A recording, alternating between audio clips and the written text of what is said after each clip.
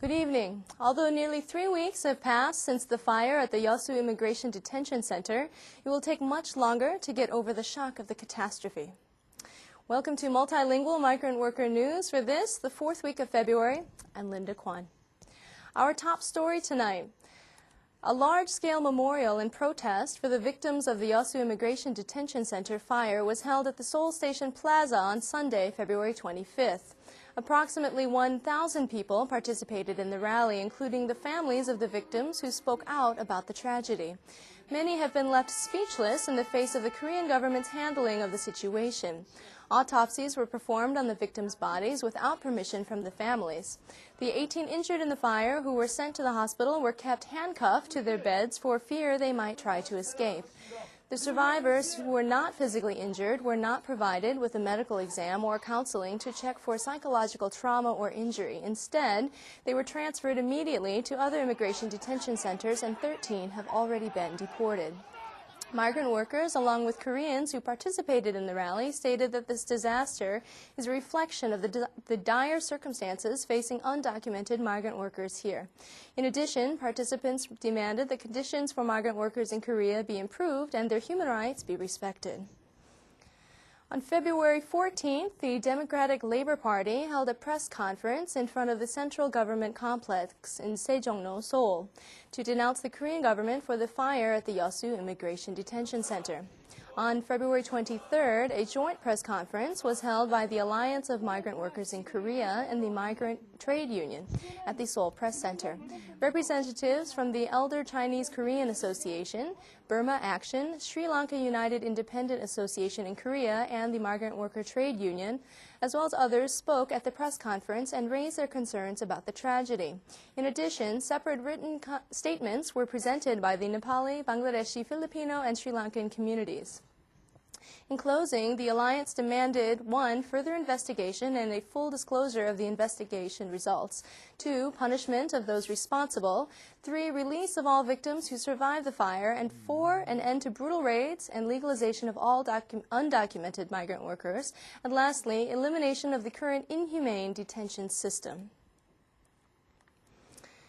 Beginning March 4th, a new visiting worker system will be put in place targeting ethnic Koreans from other countries who have come back to Korea.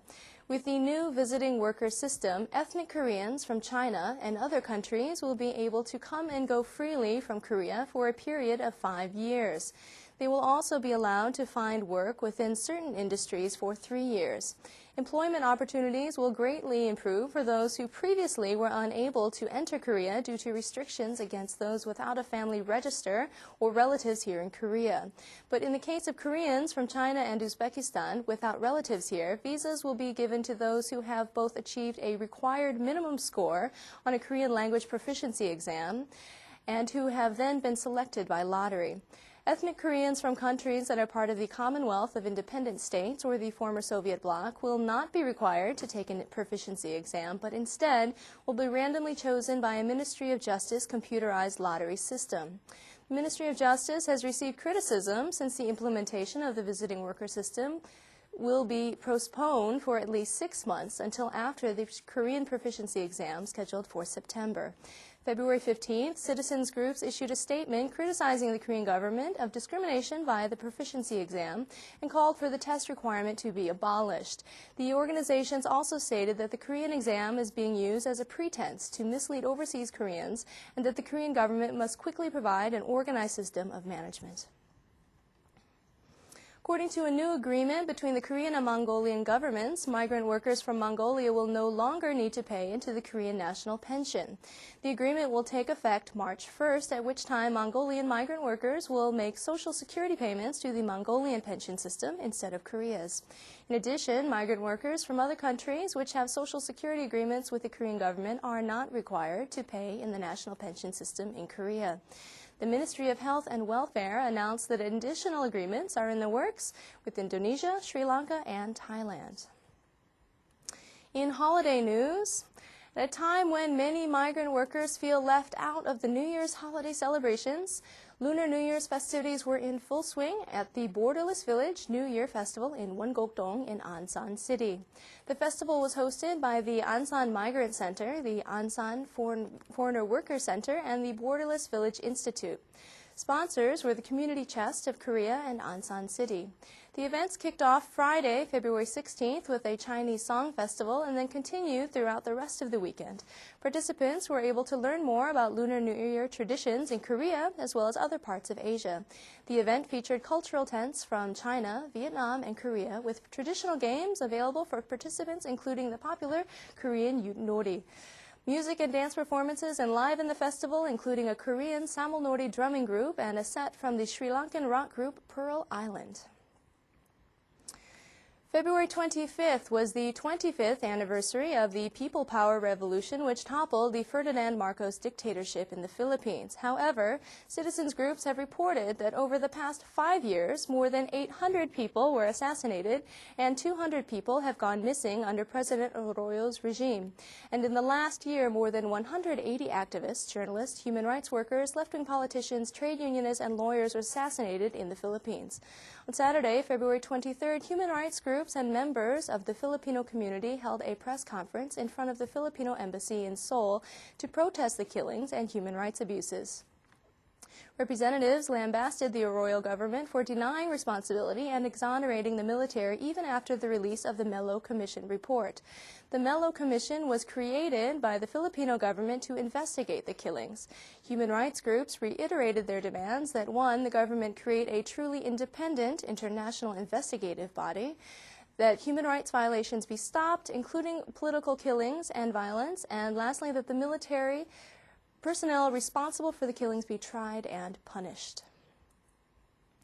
On February 13th, an agreement between the Korean government and residents of Daechuri and Doduri in Pyeongtaek was settled. According to the agreement, residents in the area must leave their village by March 31st. For the past 4 years, Pyeongtaek residents have struggled to protect their land and homes from being demolished by the police and the Ministry of National Defense as they attempted to carry out plans to implement the U.S. military base relocation plan. Current paternity policy will be rescinded from civil law starting in 2008. The paternity policy, as such, states that the family name of sons and daughters should be the father's, but they may choose their mother's family name in the case of special circumstances. The law seems fair, but in reality, it has been hard for children to take on their mother's family name because of social stigma.